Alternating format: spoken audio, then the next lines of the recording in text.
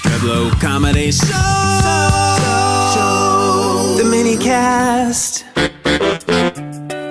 Hey, welcome back, my friend. You're on the Daren Streblow Comedy Show.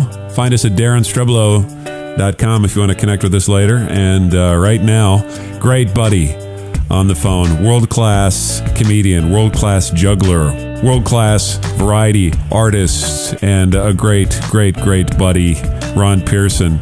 Welcome back, my friend. How are you? Thanks. I'm doing good, man. It's always an honor to be on your show because you have your own app, and I listen to your app, and I send friends to your app. Yes. So, anybody that has their own app, it's an honor to be on there. And that app can be found at DarenStreblow.com, dear listener, if you don't have that app yet. It's a fun connecting place. You can email me right off the app. You can listen to shows, old podcasts based on the actual radio show. There's all sorts of great stuff on there, so thanks for bringing that up, Ron. And that's really the only reason I had you on today. So let's move on to some more. For everyone over 50 listening, app is short for application. That's right.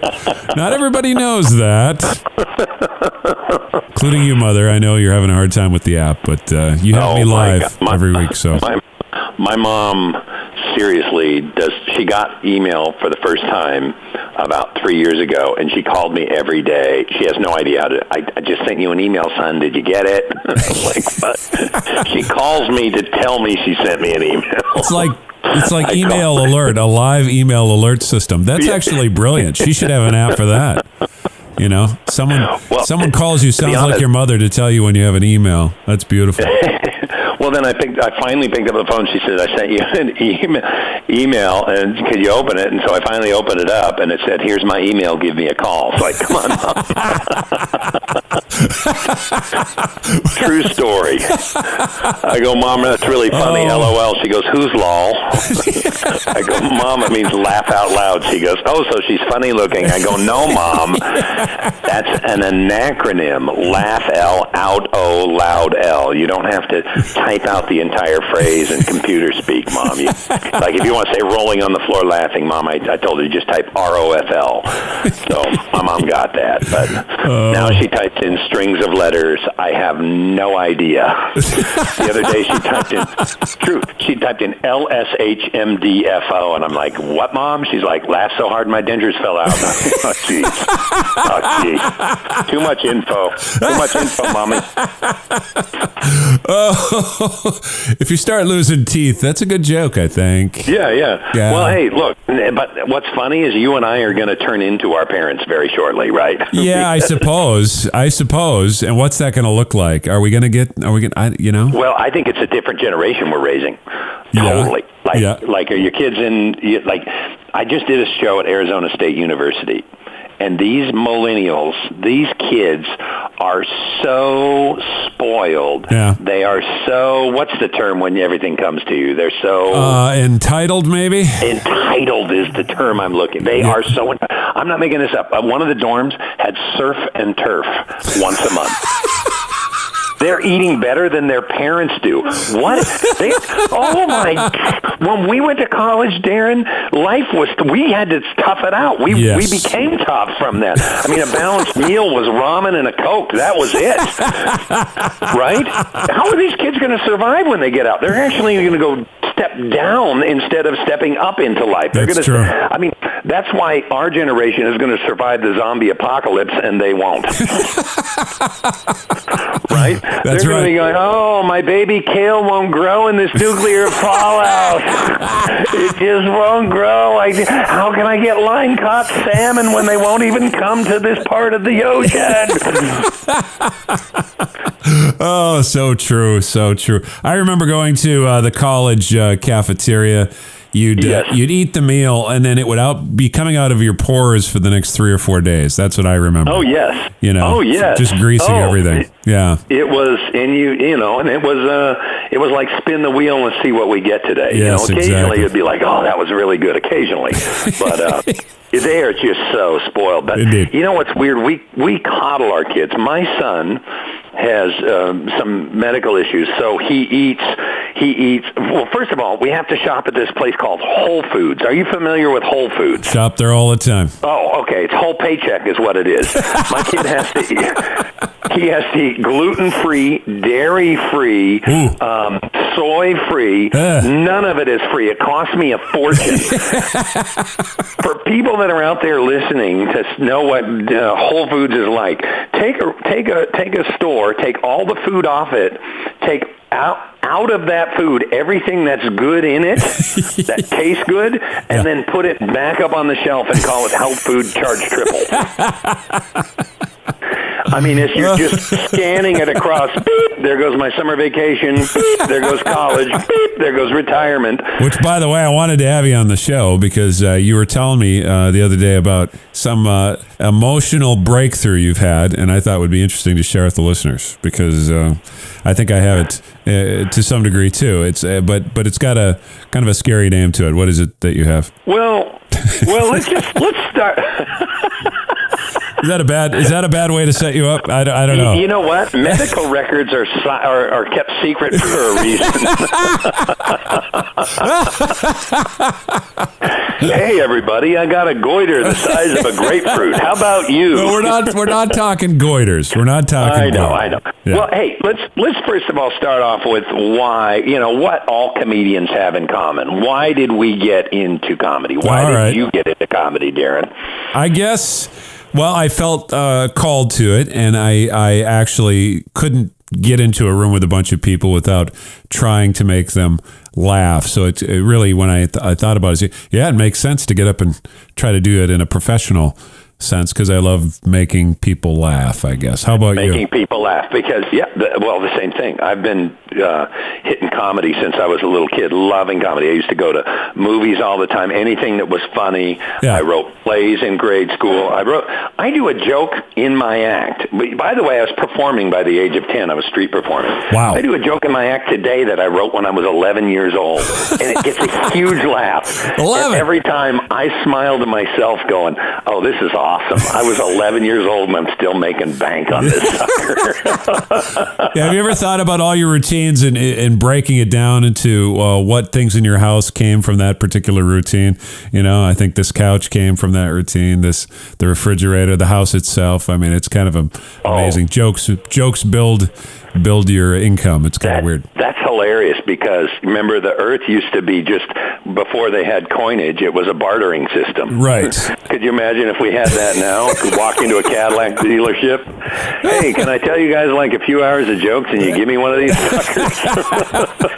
I mean, like, don't let the door hit you on the way out, funny boy. Exactly. Yeah. Exactly. But somehow we fool everyone else into thinking, hey, let's pay him that for that. It works for me, but so making people laugh. So it's an important emotional component of us, I think. It is. But and why is that? It's a cover. Well, for me, everything's a cover. So laughter. Napoleon Bonaparte said, "We laugh so we don't cry." Ah.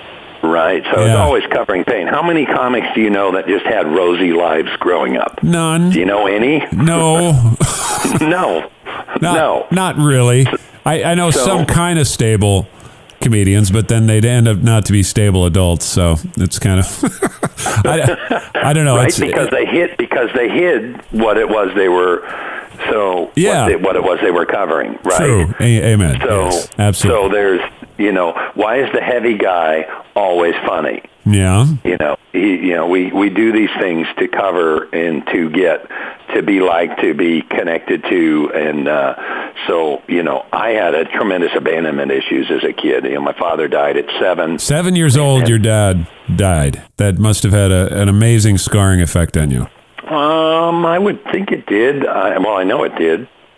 I think I understood. God, I think, worked in my family's life at that time pretty heavily, so I understood it from that. But when I look back now, I think because I accepted and knew God's hand was on it, I don't actually think I mourned. Interesting. You didn't mourn. Okay. I didn't mourn. And we didn't talk about my father much after he was gone. Really? Matter of fact, when my stepfather came around, we weren't allowed to really talk about it. Ooh, really? There was a lot of silence and secrets and quiet things, and yet after my father passed, it went to total chaos with my brothers and the family. Just went nuts. My stepfather came and became kind of an anchor back for that, but you were always kind of on your own. So you never went to anyone with a problem, and I think that was probably because my mother had a horrific life and she was on her own, and so you never went to people with problems. My mom wanted to hear the good things and very supportive, very loving, but not a problem. Don't go with a problem. So interesting.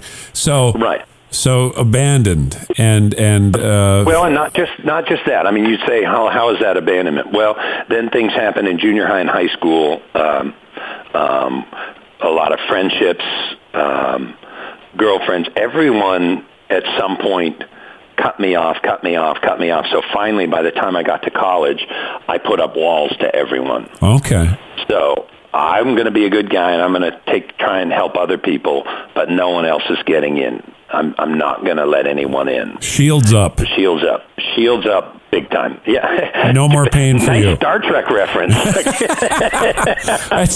Everything goes to Star Trek. Everything is Star Trek for me, I guess. Shields up and warp 5. Best possible speed, but it is hard to get out there and be a human being when you're shielded over. Well, it is hard to be a human being, but well, look. So what do? I mean, I think everyone's desire is for intimacy and to be connected and to be. And when I say intimacy, I'm not talking necessarily sexual. I'm talking about to be known. Yeah. To be known and loved. Known and loved. And you know, sexual intimacy would be a part of that, but.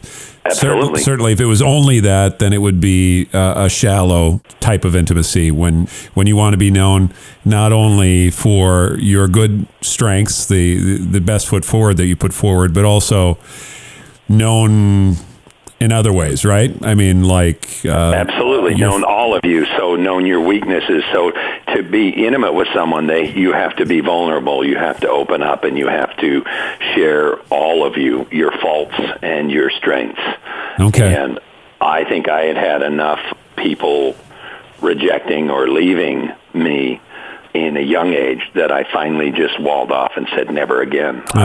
Never again. I'm sorry. So, and then I will get them to love me by being funny and by being successful. Ah. And they'll love me for that. And then I can love them the way I will, because I'm capable of love. But what's funny is when you have those walls up, you stop yourself from loving, but you don't realize it. Ah, right. Now make that connection for us. How do you stop yourself from loving? Because I think, like you, I've sort of done the shield over thing in my whole life, and you know, I let people in so far, but then I put the wall up because I don't want to get hurt. But I feel like I'm being loving towards them. You know, I'm listening to Correct. them when they speak. I'm giving to them. But how does that cut off my love to them when I shield over?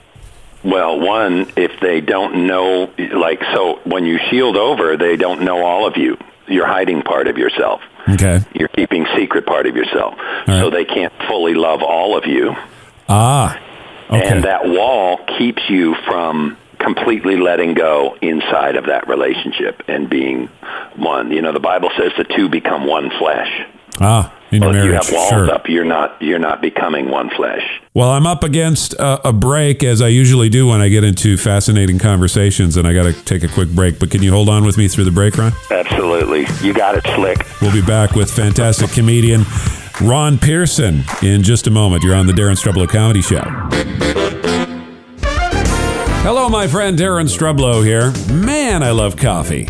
I really love coffee, but I love good coffee. You know what I mean? Not the stuff that's been sitting on a store shelf in a plastic tub since the 70s. I'm talking good coffee. That's why I'm excited about Mason Joe coffee. Fresh roasted Mason Joe coffee, sealed in a glass mason jar and shipped to your home or business. It smells great and it tastes fantastic. They have so many great flavors. My favorite Mason Joe roast is the Kenya. Wow. Highly recommend it. Or if you're like me and love your coffee cold once in a while, they have a fantastic cold brew coffee in a jar that's really smooth and really wonderful. Hot or cold, you're going to love the fresh roast coffee in a jar that's blowing people away. Mason Joe Coffee. Get yours today at masonjoecoffee.com. That's masonjoecoffee.com.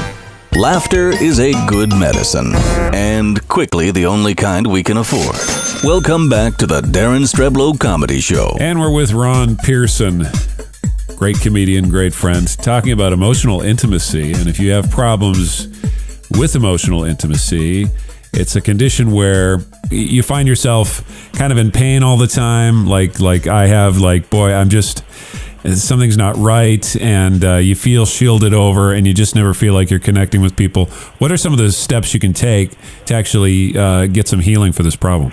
Yeah, well, usually when you're feeling that way, it usually leads to anger and resentment because you're not known, and you don't realize I put up those walls to keep people out, and now I'm angry that I'm not known. Absolutely, yeah. But you don't realize it because you blame everything else other than yourself. So, but the best way to do it is to connect to other men where I know them, they know me fully, and I can express my feelings. Because before I didn't express it to anyone, I would just shove it down and compartmentalize it away, and that just festers, So it's always just good to be able to connect to other guys and that know you, that are safe. Sure. Get the wrong guys will screw you up further. Well, right. That's a really good point, because you really do need safe people to be known with, right? I mean, safe friends, your spouse, people that aren't going to take this information and beat you over the head with it, right? Right. There's probably 90 therapists listening right now going, these guys are such idiots. But we're trying, therapists. We're trying. Come on. I'm just telling you my experience and what I've learned. Absolutely. Because, I think it's a more common problem than people want to even acknowledge, because... Well, look at the job we got into, man. It's isolating, okay? Yeah. So I had years I was on the road 235 days, 240 days. So you're never even around your family. You're just always isolated. Yeah. And it's not isolated in one city where you get to know people, but you're just constantly jumping around. So you just feel isolated is the term. Yeah. So then you really never feel known. Right. And even for me, when I was around friends, even like when I was with you out on the road or with my spouse or my kids, sometimes I feel very alone because I've put up barriers, Exactly. It's a self-inflicted, it's like being in a house full of food and starving to death, Exactly.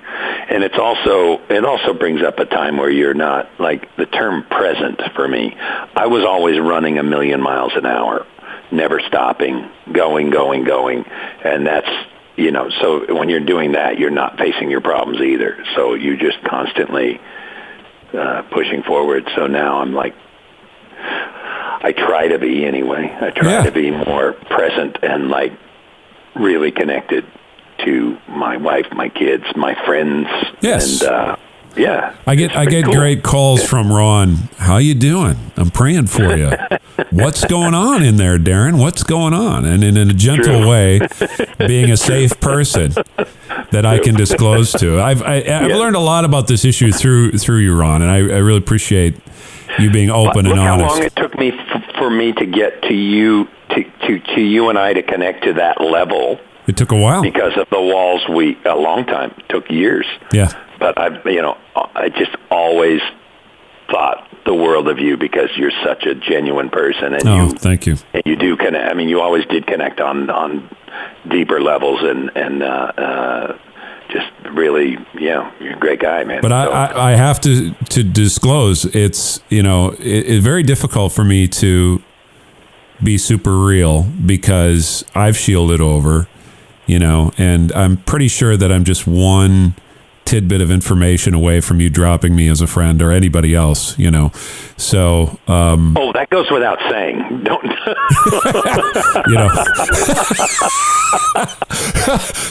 So I need to be You careful. say the wrong thing in my book, buddy. You are gone.